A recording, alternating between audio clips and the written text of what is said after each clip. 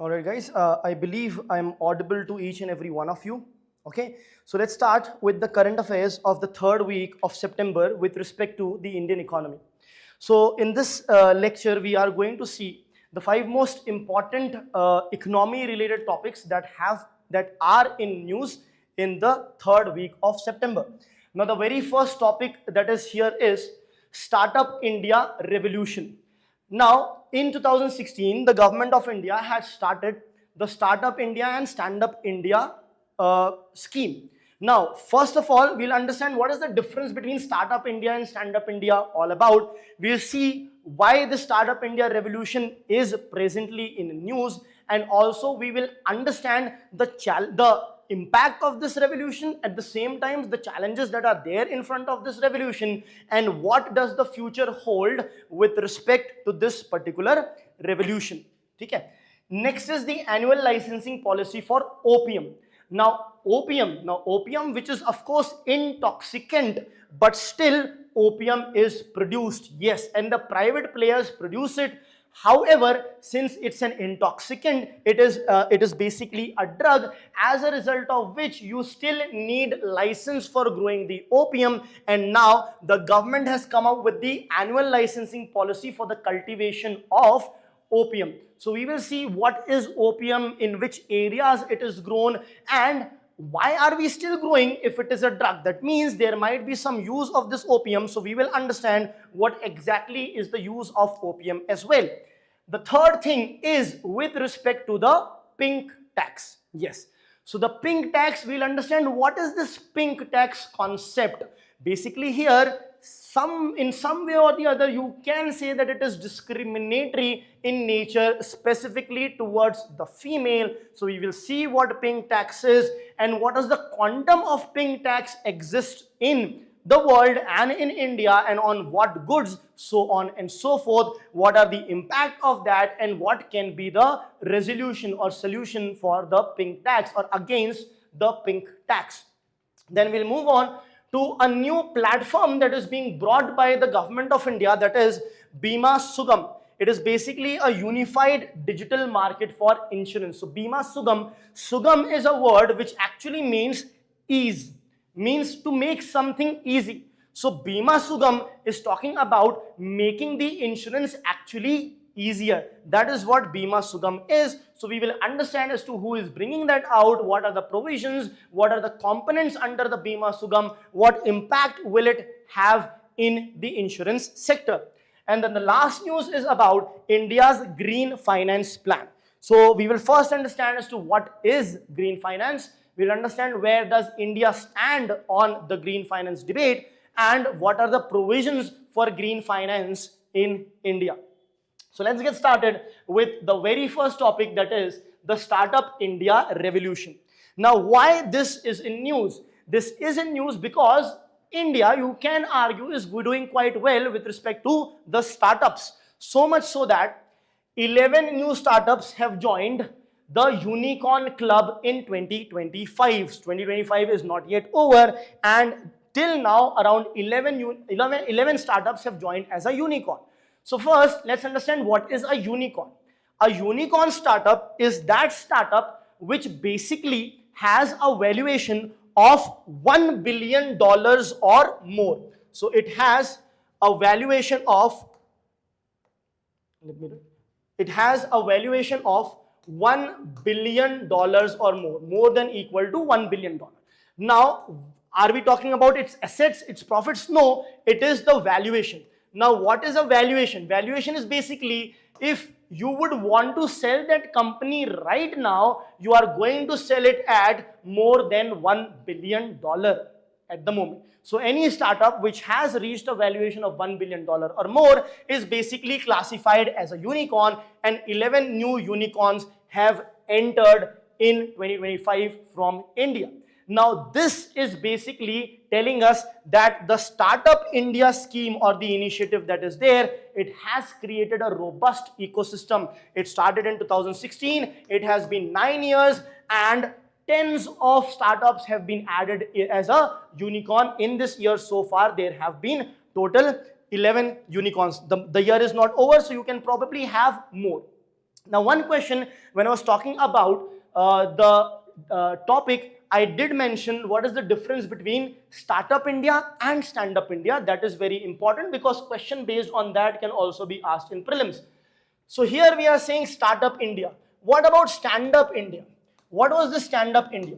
Now, both the schemes, you also at times look at the scheme as Startup India, Stand Up India. So what's the difference? See, the Startup India scheme is brought in to make more entrepreneurs from India, basically providing them hand-holding support, providing them finances, incubators, so on and so forth. That is your Startup India scheme. Now, within this scheme, you have reservation as well.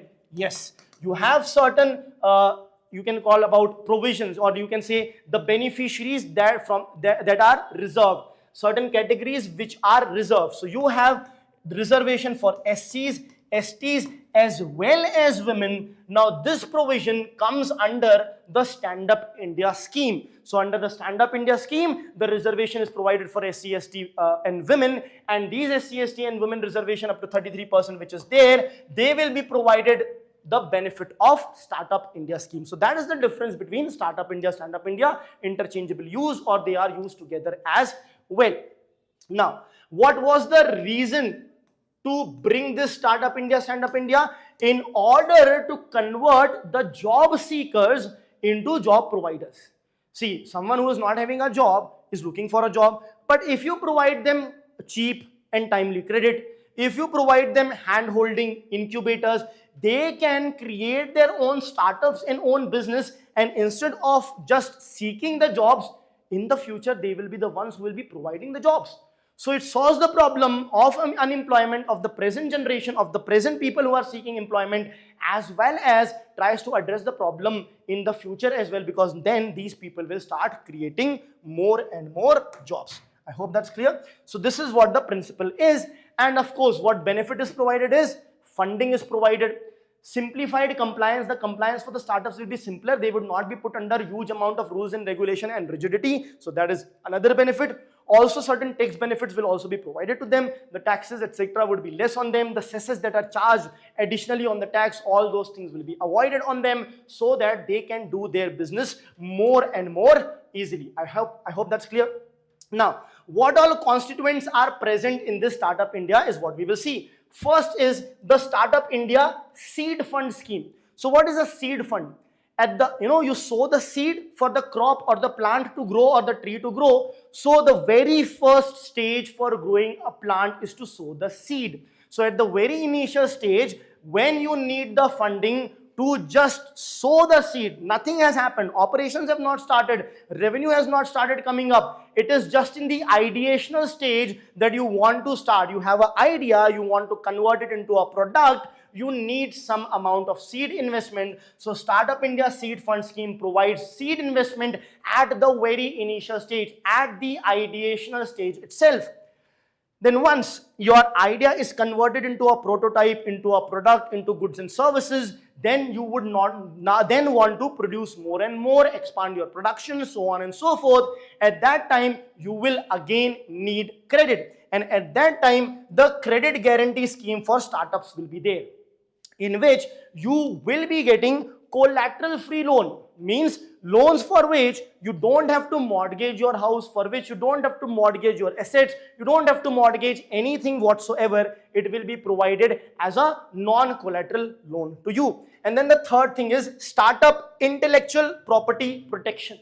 So when the startups come, startups can also have intellectual properties created. Means you might create a prototype of a particular thing which did not exist previously, and you are the one who have done research and development and produced that. So you will be getting patents towards that. Now, how does the government facilitate this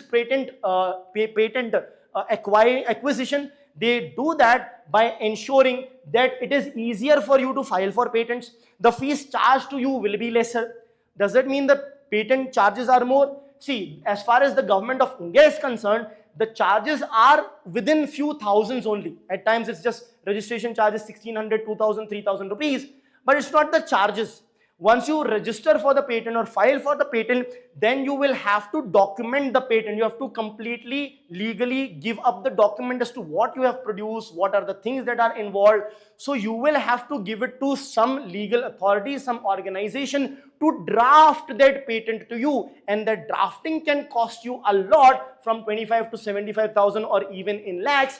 Plus there will be various other platform fees and charges which will be there, as a result of which for a single entity, for a small company, the charges could be up to 1 lakh. For bigger industries, it can be in lakhs and lakhs of rupees. So here the government will provide help with respect to that, will provide that at a cheaper cost, so that more and more patents can be filed and finances are not a hindrance in filing of the patents.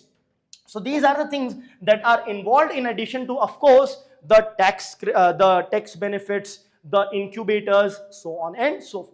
Now, what has been the impact, the performance of the scheme? So in 2014, we had around 4 unicorns. That means only 4 startups that had a valuation of more than $1 billion. But look at the increment in the next 11 years. In the next 11 years, we have reached a number of 118. That means unicorns have increased by a number of 114. This has led to job creation of around 16.6 lakh of direct jobs, means people directly working in the startups. The indirect jobs, because it creates further demands in the economy, the indirect job production has even been more. It is in millions of numbers. Further, it has helped us to export goods and services to the other country, as well as provide substitutes for the imports that we were having. In this manner, the Startup India revolution has actually helped the country a lot with respect to job creation, with respect to lowering the import bill, with respect to increasing the value of the exports as well. And the number of startups in the Unicorn Club has also increased. So a good ecosystem is said to have developed over here.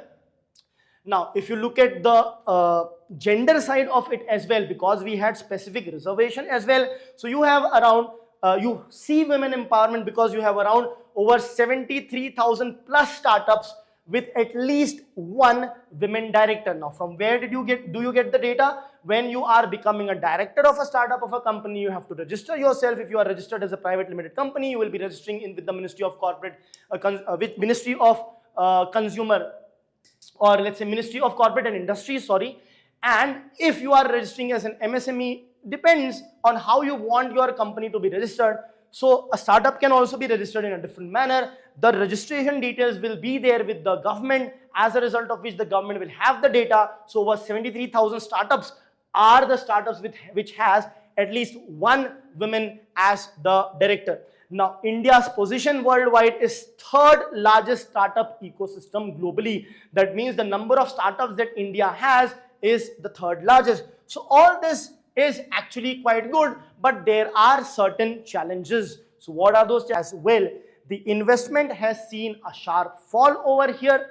Then you have the market saturation, means certain sectors has been saturated. Certain sectors of the market has been saturated, means there are a lot of startups in that sector. One example of that is the edtech industries. There are now too many startups in the edtech industry. So the edtech sector is quite now saturated in nature. I hope that's clear. So what can be the way forward? Just think about it. If the investments are going down, the government needs to facilitate the investment by giving tax rebates, tax cuts, so that more and more people invest. More startups are failing. Provide better hand holding, better advices, better incubation facilities, better advices so that the startups succeed, better data for the industry in order to understand, make them understand what will work, what will not, so on and so forth, and explore various other areas as well for the startup. Let's move on to the next. That is the annual licensing policy for the opium cultivation. So opium cultivation is done in India in the state of Madhya Pradesh, Rajasthan, Uttar Pradesh. Now there are around 1.21 lakh farmers, over 1 lakh farmers who are eligible for cultivating the opium. You need to have license for opium. You cannot grow opium without any license. These are the major states in which production takes place, and over 1.21 lakh farmers cultivate it. Now, what is this all about? First, I said that we need to understand why is opium required in the first place when it is a drug, right? It is required because this particular opium and it's the alkaloid that is present, right? You basically extract the alkaloid from the opium. What is an alkaloid? Alkaloid is that particular molecule which will have at least one nitrogen in it, at least one. It can of course have more than one, but if it has at least one nitrogen in it, it is from the alkaloid group. And these alkaloids are important for medicinal purposes. That means they are important for certain medicines that need to be manufactured. So you need to manufacture those medicine, as a result of which you still produce or grow opium. So for the steady alkaloid supply for medicinal use, you need opium.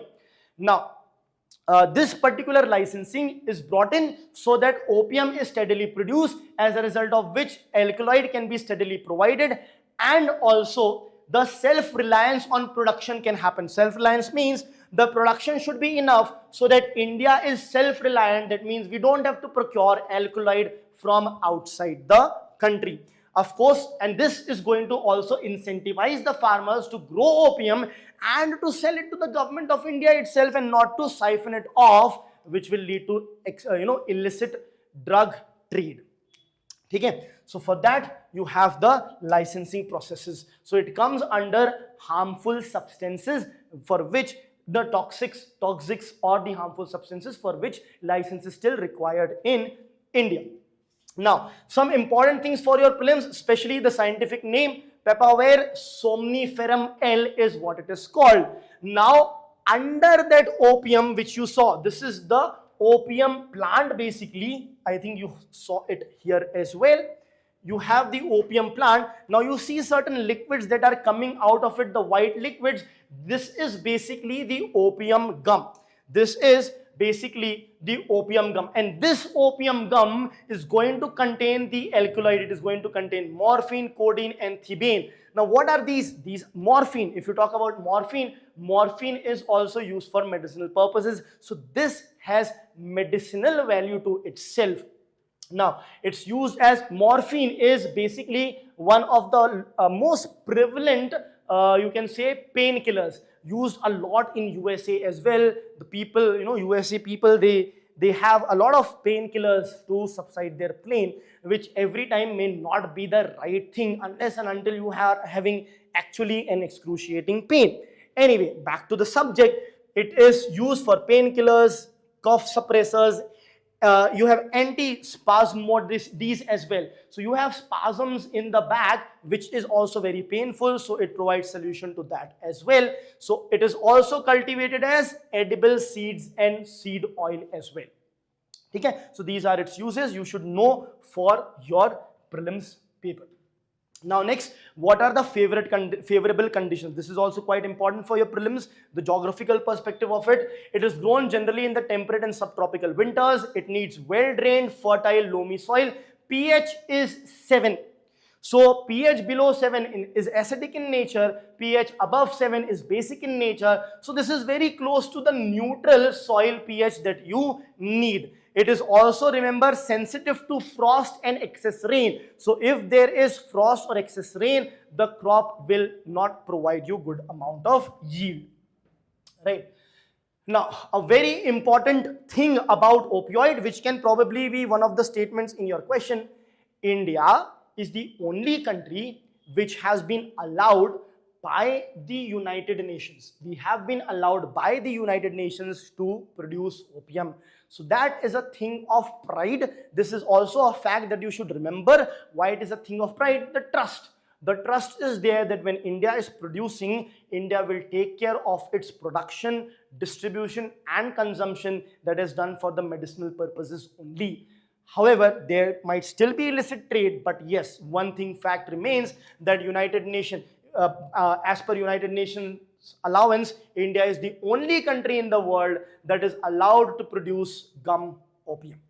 Now, cultivation of this gum opium in India, the 3 states we have already discussed, Madhya Pradesh, Rajasthan and Uttar Pradesh, happens under the license from the Central Bureau of Narcotics. So, Central Bureau of Narcotics is basically going to, any doubts anyone has? Yes, guys, if you have any doubts, please you can ask me in the comment section. There is a comment, so if any doubts are there, please ask. I will of course address those doubts. So remember this organization under whose licensing the cultivation can take place.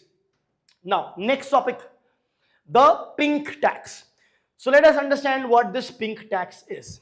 Now, if you go to the market, you will realize that the product might be same. Let's say you are buying a jersey.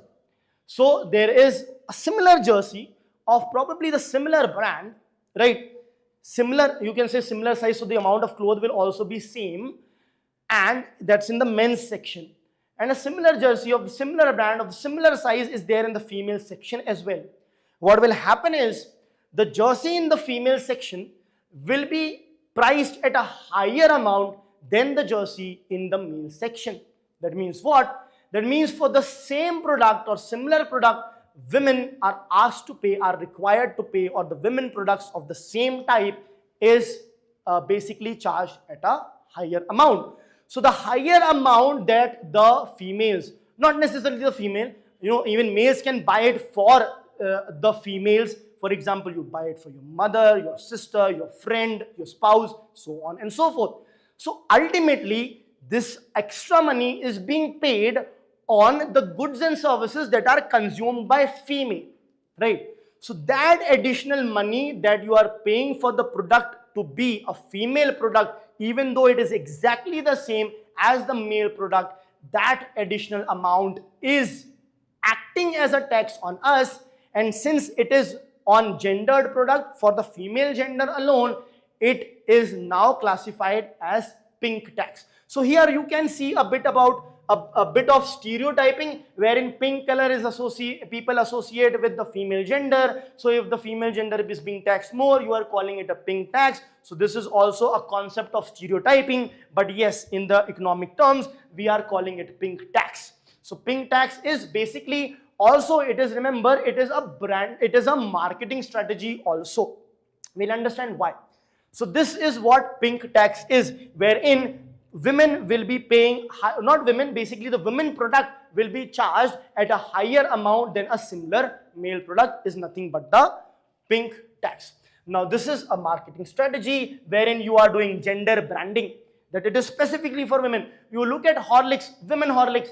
If you look at the constituents almost the same constituents. There'll be same amount of sugar which is harmful. There'll be same amount of sucrose, fructose, etc. Not much of quality, but branded as a women product. Not necessarily Horlicks. I've not fact checked it, but you can do that and you will realize that women product will be charged at a higher amount. There are not just goods but also services as well. So if you take the example of the various services, also let's say for the salon services, the haircut, etc. that is happening. So a more detailed haircut for a male, even certain females can have a short hairs, even their haircut, which may not be that much of detail and may be simpler, but will be charged at a higher amount even in the same salons. So these are certain differences. Around 13% more for personal and care products, 8% more on adult clothing, 7% more on toys and accessories, and 4% more on children clothing. Now children clothing are already charged higher than the adult,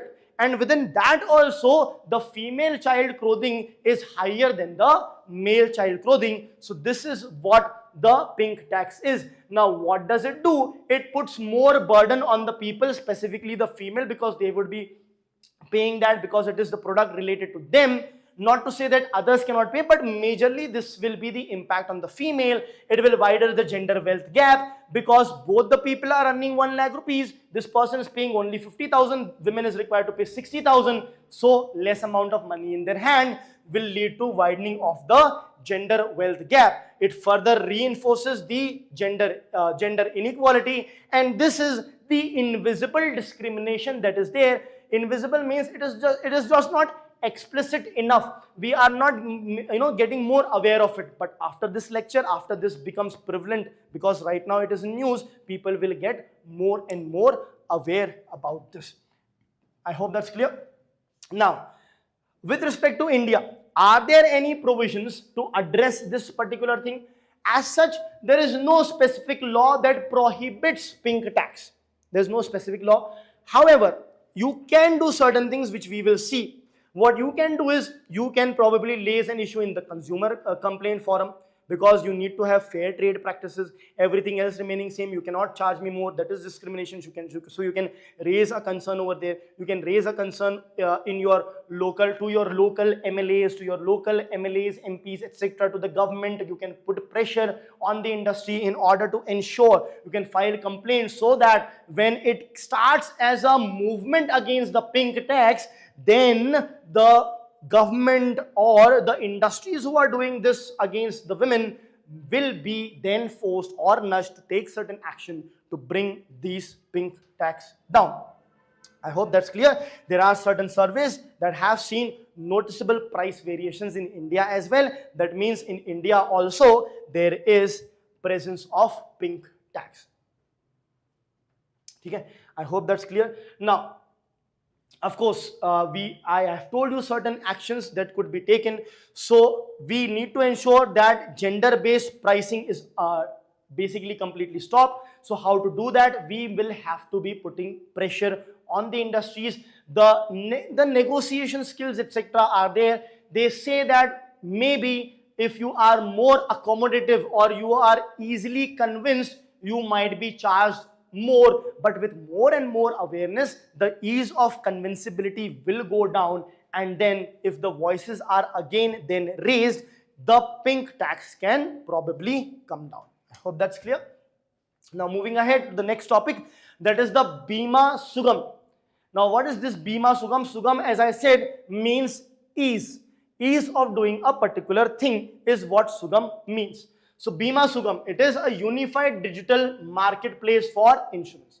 Now many people think it to be similar or akin to basically the UPI that is there, which is Unified Payment Interface. In UPI, what happens is, you can use UPI to transfer money anywhere or to anyone. You can use UPI to buy anything, all at one place. You don't have to use different apps to make different payments in different sectors or for different things. You can use just simply one UPI for everything. On the same concept, this Bima Sugam, which is basically a platform, is created. Right now, if you want to have an insurance, you might be seeing the advertisements of ACO. So you may download that app, you may visit their website, may subscribe for their product. You may log on to the LIC website, you may subscribe for that product. You may log on to various individual insurance companies, check and then subscribe. But in Bima Sugam, what is going to happen is, all the insurance facilities, be it health insurance, be it general insurance, be it accident insurance, be it any kind of insurance whatsoever, all of these products will be there at one place in front of you, in your mobile, on the website, in the digital platform. So simply speaking, this is nothing but a digital platform wherein all the insurance services are at one place. For example, in DigiLocker, you can have all your documents at one place. In the same manner, in Bima Sugam, you will have all the insurance products at one single place. Now, this has been launched by Bima Sugam India Federation, that is BSIF. This Bima Sugam India Federation is under the IRDAI, that is Insurance Regulatory and Development Authority of India. Okay, so they have launched it. Whenever you are studying about any scheme or any particular thing that has been launched, any app that has been launched, you should know who has launched it. So Bima Sugam India Federation under the IRDA has launched it. Now, what is the vision for this? The vision is to have the largest insurance platform. And of course, we can have that. How can we have that? Simply because our population is too big. Our population is too big. So why are we not having the highest amount of insurance? Because the penetration of insurance is not high. When we have everything at one place and we make it easy for people to subscribe for certain insurance, the penetration of insurance will increase, the density of insurance will increase. That means more number of people are going to subscribe for the various insurance. So that is what is going to happen. So that is the vision. It envisions India as the world's largest integrated, or let's say this platform is the world's largest integrated online insurance marketplace. It is part of IRDAI's Bima Trinity. So we will see what Bima Trinity is. Bima Sugam is one of the components of the Bima Trinity that is present. So let's understand first what is Bima Sugam. As I said, it's a digital marketplace for all the insurance needs that you might have. So here the users can buy the scheme, the users can buy the insurance. If they don't have it, they can buy it. If they already have it, they want to renew it, so the users can renew their insurance facility as well. And of course, the claim of the policy can also be done through this platform only. You don't have to visit them, you don't have to physically visit them. Through the use of the Bima Sugam platform, you can do the claim itself, as a result of which you can say that this Bima Sugam which is there, it is basically end to end. End to end. End to end means the first end is what? You don't have anything, so you start an insurance policy, right? You keep on paying the premium using that. Once the policy matures or the event happens in which you can claim, so then you can claim also. So first end was the start, second end was the claim. So from starting or opening a particular instrument to claiming the benefit of that instrument, everything end to end will happen over here. And as I mentioned, the government is also saying that it is going to function like an UPI for insurance. That means it will function like a one-stop solution for all your insurance needs, right? As far as all the policy documents that are concerned, all the required documents, sometimes it so happens that the physical documents are there, they can get misplaced, so on and so forth, but all the policy documents will be securely on the Bima Sugam platform itself. I hope that's clear. So let's move on. We'll look at the Trinity as well. Now, before that, what are the unique features of the Bima Sugam? First thing is, as we mentioned, end-to-end policy lifecycle and management. Second is low cost. Now, why low cost? You have one single platform. First of all, the price realization will be easy. As you will have to compare different platforms, different prices, it makes it difficult. So whichever advertisement you see first, you simply subscribe for that insurance. All that will be gone. So competition also will increase. Competition will also increase. It will become more competitive. Price realization will be better. And here the government is the intermediary. So there was high commission by the private players. The commission of the platform, that is Bima Sugam, that is involved over here, will go down. Since the commission will go down, the premiums, that is the monthly, quarterly or the yearly amount that you are paying for that particular Bima scheme, Bima means insurance, for that particular insurance scheme, will also go down. I hope that's clear. Next, you have centralized policy database. Of course, all the documents, all the data will be stored at one place at the center, so it's a centralized authority. And the claim that will be available, it will be quick. As I said, no physical presence or reaching out to the company is as such required. Online only the claim can be processed as well. So swift processing of the claim will also happen. See, that is very much required. Imagine you are taking an insurance for a certain thing. You know, you have accident insurance, you have health insurance, etc. And generally these insurance are, they get mature in certain unforeseen, unfortunate situations and circumstances. And imagine in that situation, you are running from pillar to post to claim what is rightfully yours. It makes it even more difficult under such a painful situation. Now, making it easier, swifter online also basically reduces the pain that you might be feeling at that sad emotional moment. So that also has a very ethical and societal touch to it, that it will be made easier for the people. I hope that is clear. Now let us look at the Bima Trinity. Let us now look at the Bima Trinity. So basically Trinity means three components. Bima Trinity, also known as IRDA, ICE Trinity. The very first is the Bima Sugam. Sugam, as I said, means the ease. So ease of insurance is Bima Sugam, which is nothing but the digital platform. Next is Bima Vistar. Vistar basically means expansion. Vistar basically means expansion, and Bima, as I've told you, it means insurance. So expansion of the insurance. How do you expand? How do you make me buy more, expand more, making it easy for me, and also having bundled policy covering a lot of things that are present. So instead of taking one single policy, health policy, then accident policy, then basically you have with respect to property also you cover life, your property, etc. The business gets covered in insurance. So instead of having different policies for different sectors, why not have one single bundled policy, that is Bima Vistar. And the final is the Bima Vahaks. So basically the Vahak word comes from the Vahan. Vahan means the vehicle, and Vahak basically means the carriers. Someone who carries, you have a Vahak who carries a message. So that person is the carrier of the message. So you have the Bima Vahaks. So these Bima Vahaks will be women led. These women will be Bima Vahaks who will carry the message of the Bima Trinity, Bima Sugam, Bima Vistar, and popularize this particular, let's say, the platform of the government of India. This will be done by the Bima Vahaks. I hope that's clear. So this is what your Bima Trinity is all about. The next topic is India's green finance.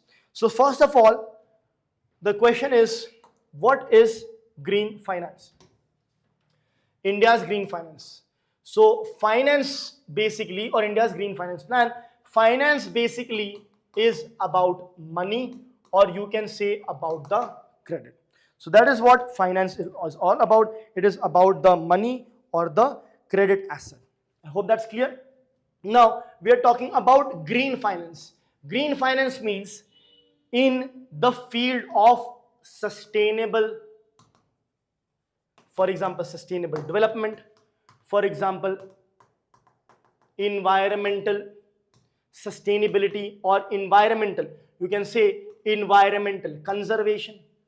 So finance in projects which leads to sustainable development, which leads to basically environmental conservation, so on and so forth. Finance in these sectors is basically known as green finance. If you are financing a cement industry, which is a polluting industry, and you are not financing for them to make their production more sustainable, but rather to expand their production, that will not be a green finance. Rather, that may be termed as a carbon finance. Anyway, so this is the concept of the green finance. Now, what is the news all about? Let us look at what is the news all about. News is about India adopting contracts for difference as a core tool to mobilize $1 trillion green finance. $1 trillion worth of green finance it wants for 500 gigawatts of renewable energy by 2030. So these are facts. We need up to $1 trillion for basically 500 gigawatts of energy. I hope that's clear. By 2030. So these are goals, these are factual.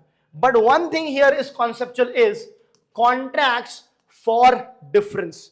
So we need to understand the concept of contracts for difference.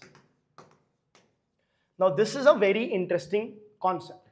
So generally in basically the financing sector, you will have concerns to get the finances done.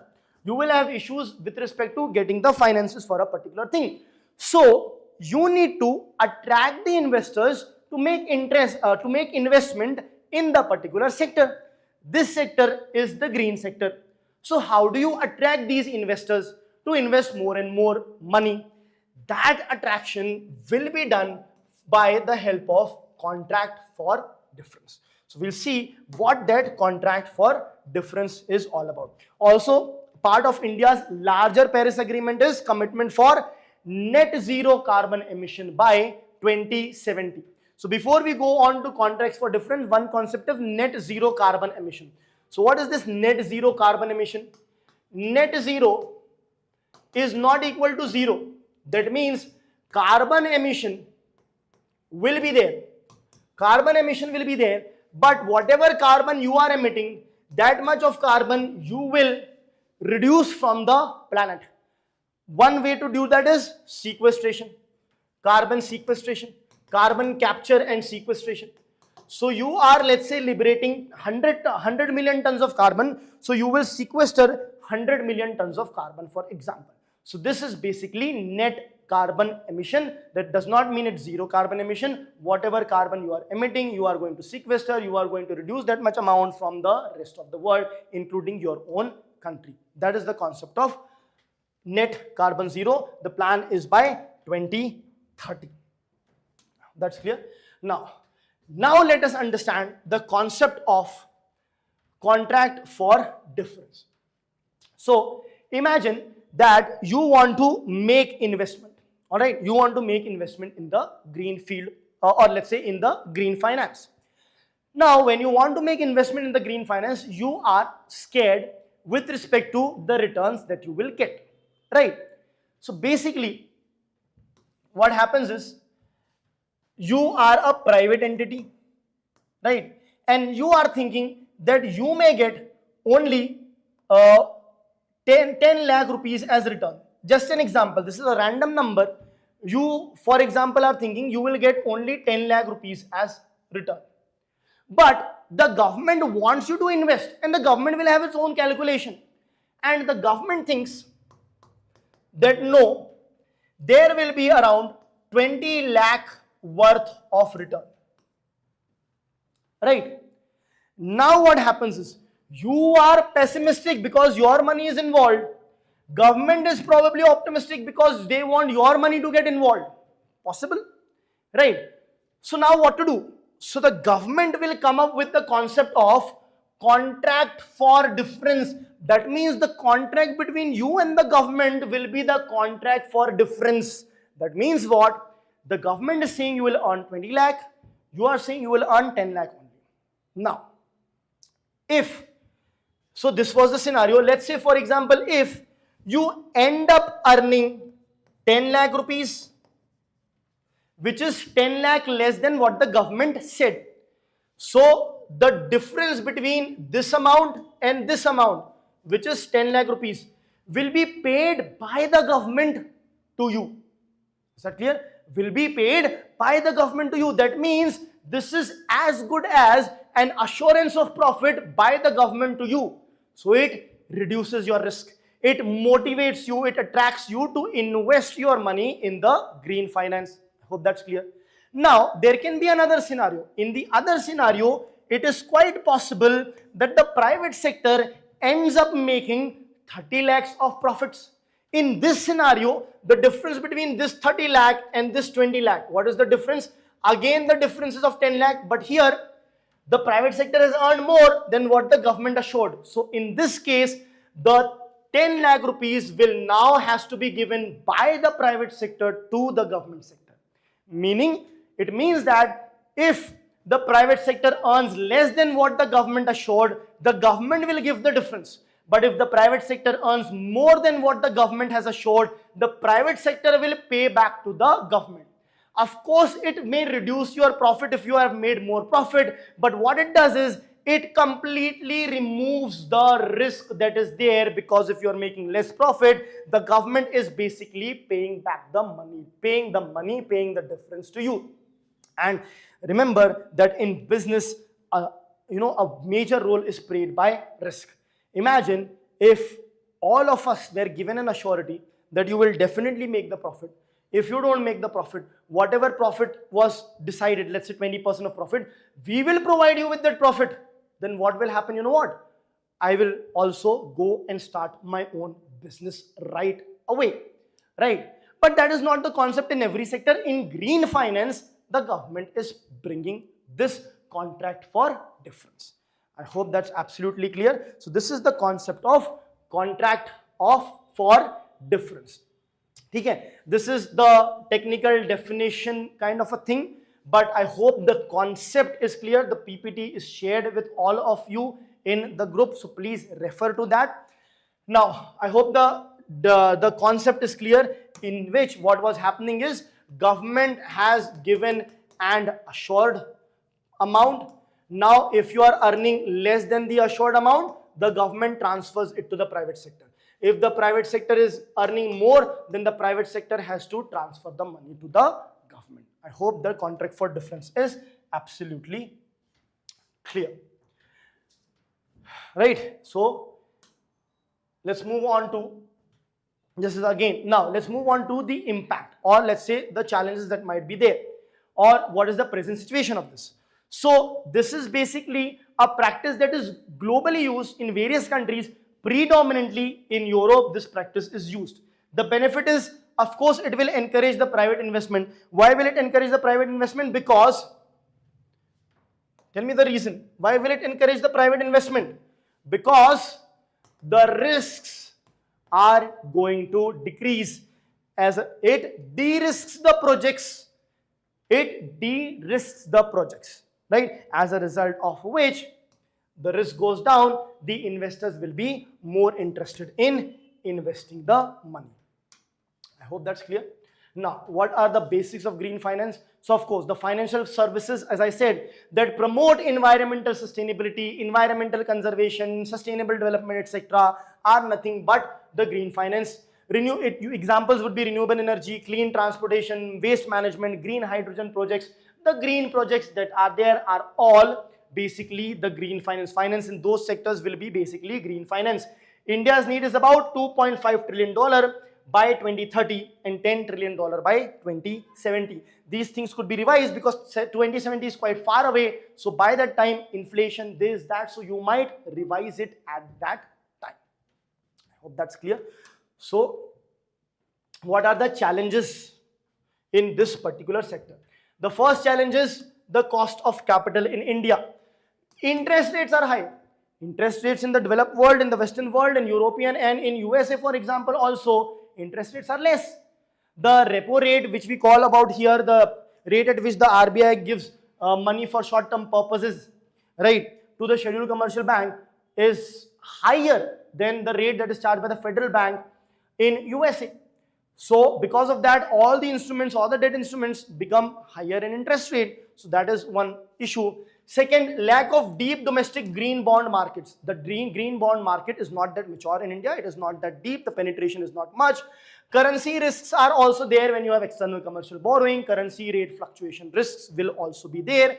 Regulatory and approval delays are also present. So for certain projects, approval you have to take, a lot of approvals are required, clearances are required, so that also delays the project. Remember, a delay in the project is a huge cost to every stakeholder that is involved in that.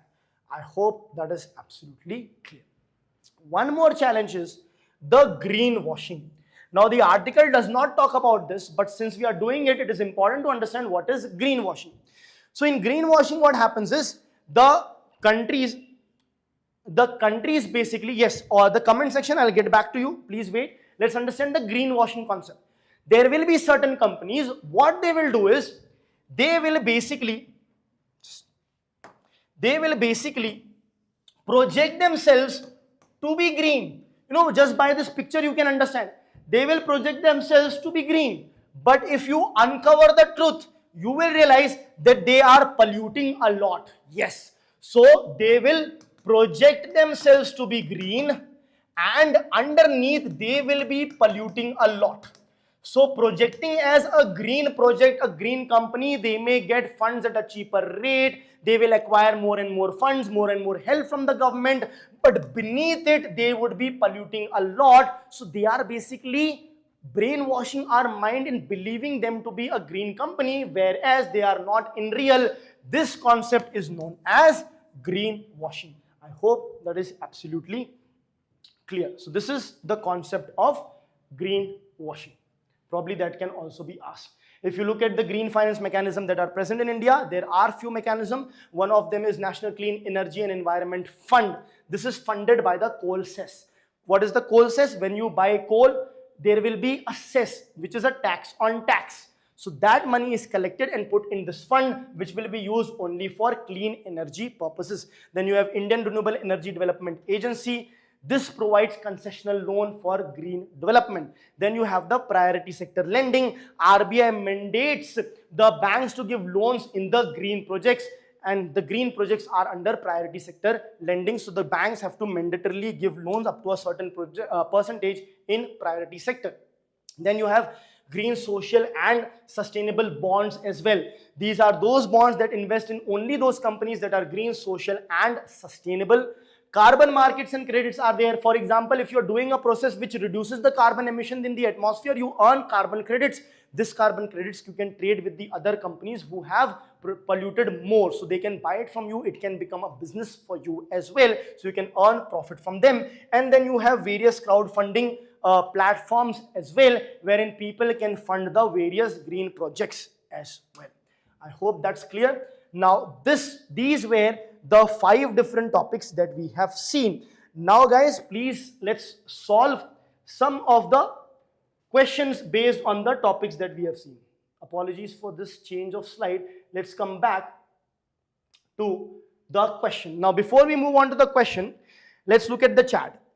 Question is, sir, had recently read about cross-border narco-terrorism, which is also one reason of terrorist attack. Isn't it risky for India to still produce opium? Yes, see, risk is there. Of course, the risk is there. There is no denying that there is no risk. Then what do we do? Do we then import this particular alkaloids from other countries? But then that also is a risk. That also is a risk.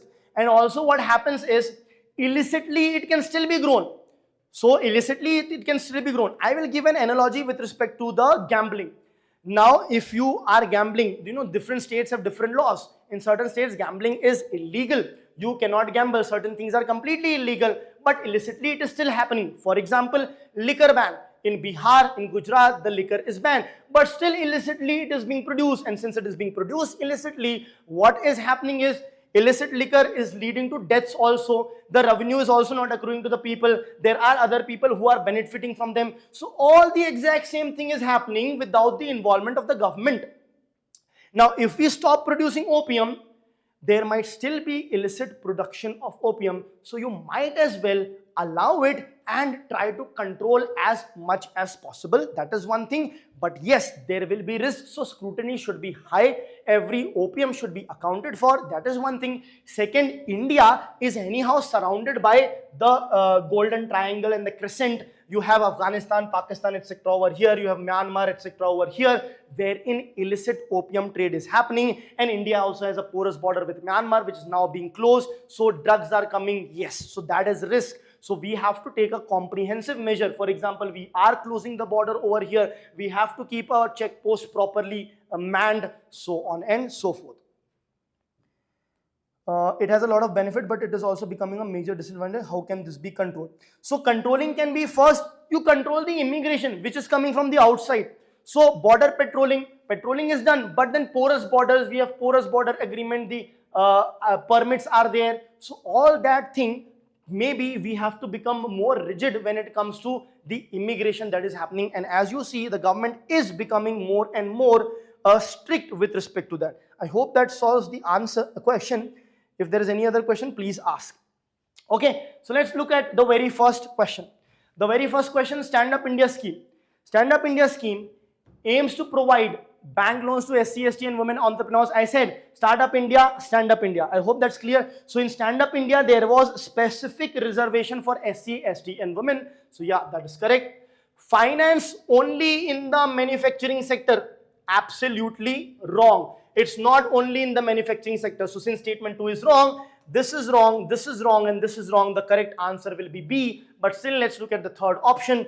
Is implemented through scheduled commercial banks? Yes, scheduled commercial banks are going to give you the loans. So second statement is, since this is basically an extreme statement, it is wrong. So the only option is 1 and 3 over here.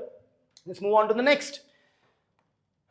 India is the only country in the world authorized by the United Nations Single Convention on Narcotic Drugs 1961 to produce gum opium. That is correct. Currently, licit means legal. Currently, legal cultivation in India is permitted only in. That means what? This question itself understands that there might be illegal cultivation that might be going on. But licit one is allowed only in which states? We have the state of Madhya Pradesh, yes. Uttar Pradesh, yes. Rajasthan, yes. Correct. Here, Bihar, incorrect. Gujarat, incorrect. Chhattisgarh, incorrect. These are the three states in which the opium gum production is allowed. Okay? Let's move ahead. The next. The term pink tax often seen in news refers to what? Surcharge levied on women's income? No. GST slab rate? No. State level tax? No. It is not tax in the actual sense. Means what? It is not actually a tax imposed on the women. It feels like a tax because it's some marketing technique by the companies to charge female similar products at a higher rate than the male products. A differential pricing, yes, a differential pricing practice where products marketed to women are costlier than similar male targeted products. Now in my classes, I always make this point that whenever you have a question with 4 different options, generally, don't take this as a rule. You can use it when you are left with 2 options. Generally, that statement, when certain things are explanatory in nature, it asks you to asks you what this concept is all about or what does this mean. Generally, the longest statement is the answer. But that does not mean that you blindly mark the longest statement as answer. These are the things that you should judiciously use. If I am left with 2 options, and I don't have any other resolution to decide what to do, no logical resolution, that is what I may think of, but that will not necessarily be the case. Maybe UPSC sees that and then gives the shortest statement as the correct answer. So it was just on a lighter note. But if you go through the PYQs and come across such things, you will realize that majority of the cases, this is what happens. Anyway, let's move ahead. Bima Sugam recently launched in India. So what is this Bima Sugam? Unified digital platform for buying, servicing and settling insurance policy? Yes. Part of IRDAI's Bima Trinity? Absolutely yes. Covers only life insurance? Absolutely no. It is going to bundle, it is going to consist of every kind of insurance that is there. So third is wrong. Since third is wrong, A is the correct answer. I hope that's clear. Let's move ahead. The next one, the final one. Contracts for difference being adopted by India to mobilize green finance are significant because, let's see, stabilize revenue flows for renewable energy products by compensating for market price volatility. Yes, that is what the contracts for difference. If there is volatility, you don't get much of the revenue, we will provide you. If you get too much, you give it back to us. Volatility is addressed. So first is correct. That means this is gone. Enable predictable cash flows, reducing project risks and attracting private investment. Yes. Reducing the risk. Yes. Attracting private. Yes. So 2 is correct. That means this is gone. Now we need to see whether third statement is correct or not. Are a form of carbon credit trading mechanism mandated under the Paris Agreement? No. This is incorrect. So third statement is incorrect. So the correct answer here is A, 1 and 2 only. I hope the questions were clear. Please read the magazine also that has been shared to all of you, right? If any further doubts are there, please you can comment over here. We will respond to that as well. So till the next time, study well, take care and all the best. Thank you.